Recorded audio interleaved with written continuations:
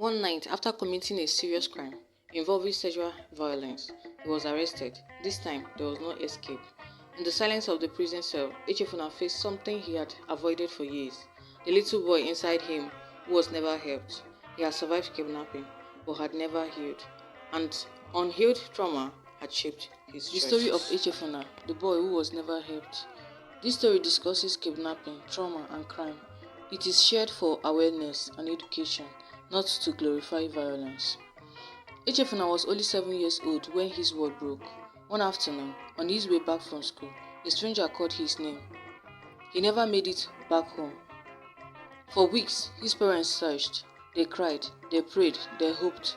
When Echefuna was finally found, he was not the same child. He had survived the kidnapping, but something inside him had changed. He stopped smiling. He stopped talking much. He woke up screaming at night. He feared strangers. He feared darkness.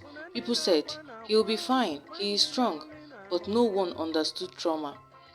No one took him for counseling. No one helped him process what happened. So Echefuna grew up with silent pain. As he entered his teenage age, anger replaced fear. He fought often. He distracted everyone. He joined boys who felt the same way, angry, lost, unheard. Together, they formed a gang. At first, it was small crimes, then bigger ones. The child who had once been a victim slowly became someone who hurt others. Pain that is not healed often looks like violence. 14 years passed. Echefuna was no longer the frightened boy. He was now feared in his community. But fear does not erase consequences. One night, after committing a serious crime involving sexual violence, he was arrested. This time, there was no escape. In the silence of the prison cell, Echefuna feared something he had avoided for years. The little boy inside him was never helped. He had survived kidnapping, but had never healed.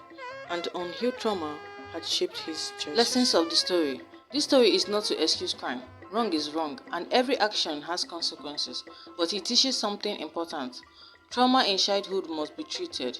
Mental health support matters. Ignored pain can grow into destruction. Early intervention can change a life's direction. If Echefuna had received counseling, if someone had helped him process his fear, if someone had guided his anger, perhaps the ending would have been different. A child who survives trauma needs more than survival, he needs healing. When we ignore a child's pain today, we may face its consequences tomorrow.